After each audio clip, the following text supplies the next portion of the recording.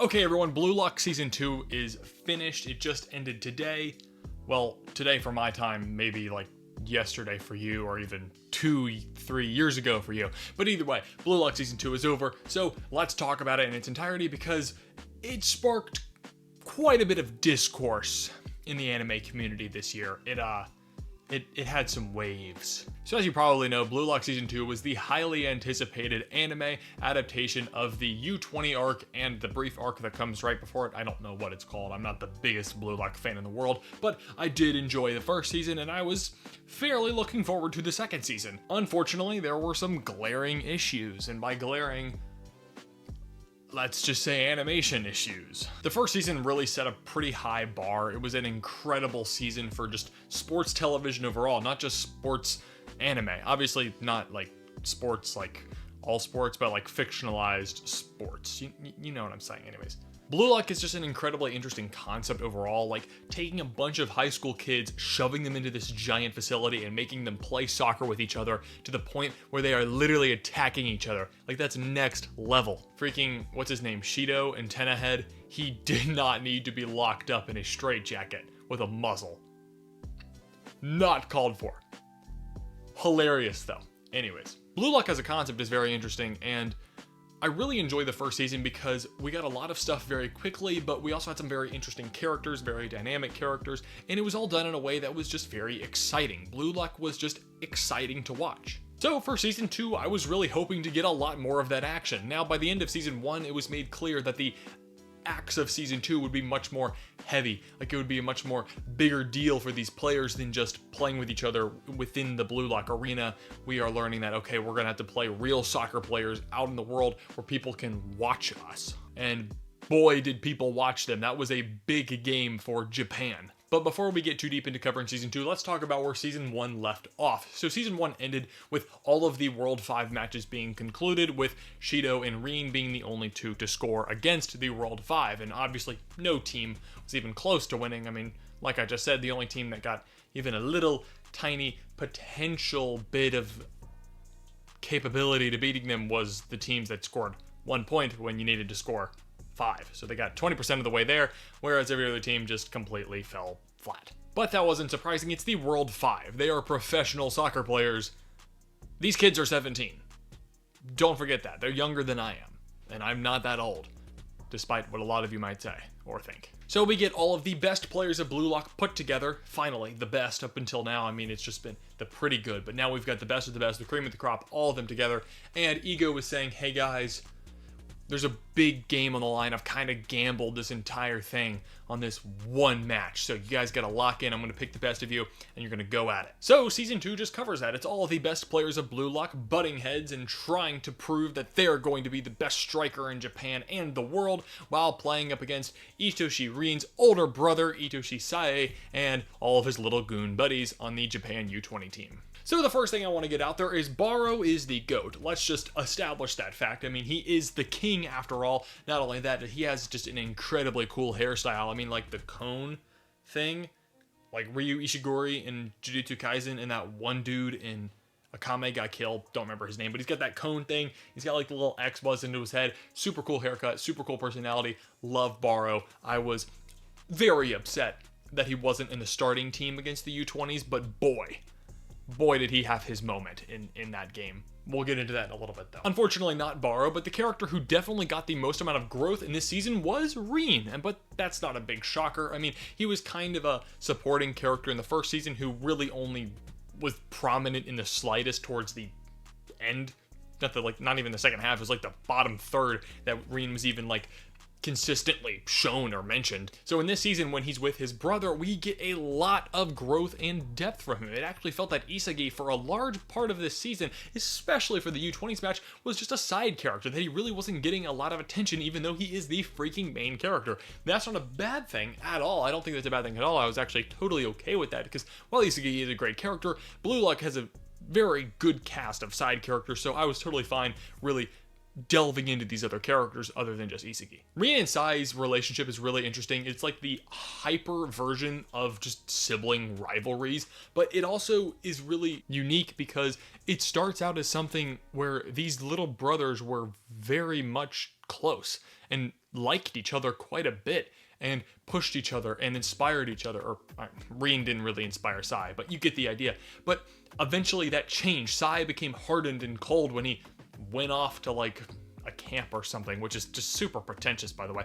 Both of these guys, both of the Itoshis, are incredibly pretentious. Oh my gosh, it's almost insufferable at times, but still good characters. The two of them really do have an interesting arc just as characters. I mean, Sai, we don't see really any development at all, but he's a very unimportant character to the story at this point, at least. But Rin is a very consistent character, so seeing him kind of change, but also get all this explanation to why he is the way that he is very profound and something that I enjoyed a lot this season. Even though it was a little annoying to have to cut back to their childhood in the middle of the U20s match when I just wanted to watch the soccer happen. But back to Isagi, who, is the main character and does deserve the final praises. Good for him for scoring the final goal. Blue Lock isn't the kind of story that's super, super deep, and it just is always subverting your expectations and doing crazy and unexpected things.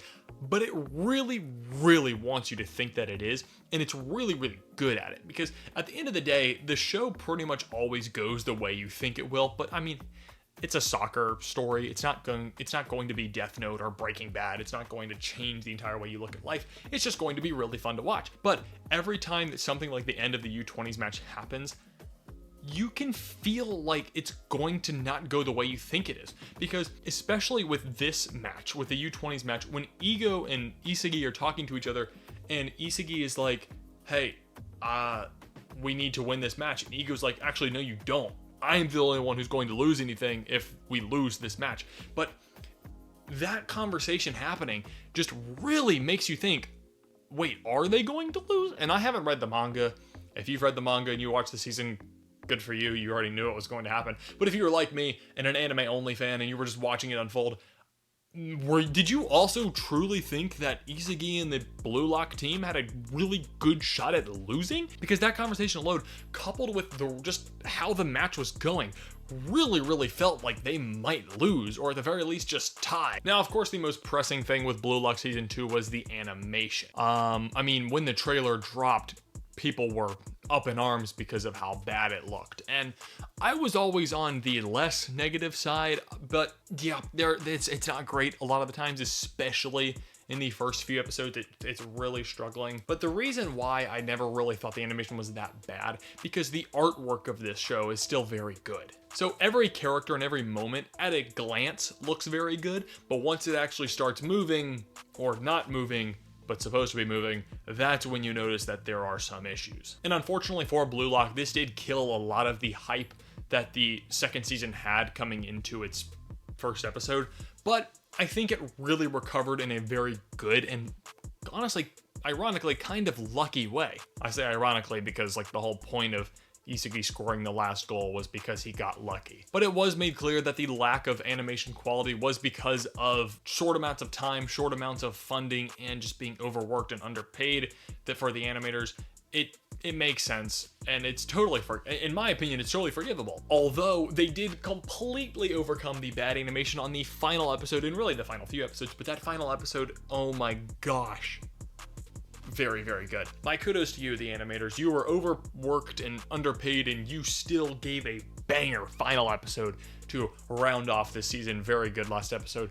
Probably the best one, in my opinion. I don't really remember the beginning of the second season as well as I remember the end of it. Shocker. But I think the last one was definitely the highlight. And even though the animation of this match was definitely lackluster compared to the first season, the content of it was still just as good as the first seasons. I'm really looking forward to the next arc of Blue Lock, but that's because while these giant matches like the U20s is very fun and it's grand and everything, I really like just the little stuff, just the stuff in the Blue Lock facility where the players going head to head in the 3v3s, the 4v4s, or they're doing the little game like don't touch the soccer ball or something like that. That's when Blue Lock is at its best, in my opinion. And I really hope that we're getting a lot more of that in this upcoming arc, and we have the very mysterious return of Kunigami. The outcome of the U20s match truly changes the way that the world is viewing Blue Lock just fundamentally. So how that changes the characters and how they are treated and how Ego treats them is going to be very interesting to see unfold, and I'm very much looking forward to that. So breaking down the actual season and not its future implications on the story and its continuation of past conflicts, what is this season overall? in my opinion, this season is pretty good. It's definitely not as good as the first season, which I would probably give a very strong 7 to a light 8 out of 10. Whereas with this season, I'm much more leaning towards a decent 6 to a very, very, very, very light 7.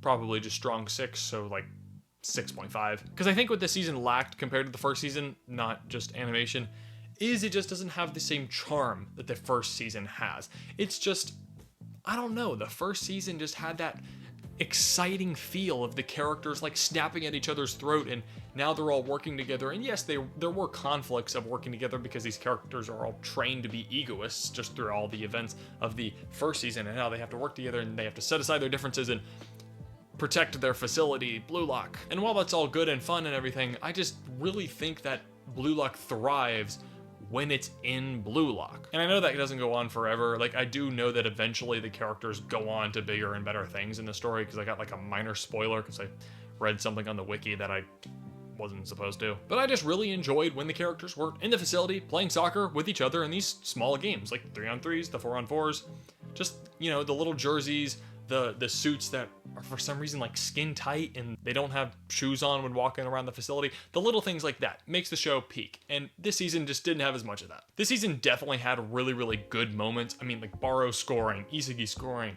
even Shido and Sae just like working together was very exciting. All of those moments were kind of also in the first season, just in a little bit of a different way. And I think they just worked better in the first season. So it's unfortunate, but this second season is just not as good as the first season. It doesn't help that it's very, very short also, so it can't really cook as well. I hate to use that word like this, but that's truly what I mean. Like, the first season was able to like set up stuff and just like really dig deep into that, whereas with this season they kind of had to move a little bit quicker because the arcs are a little bit shorter and they were overworked and underpaid. So overall, I'm giving Blue Lock Season 2, I'll just say a 6.5 out of 10. I think that's fair.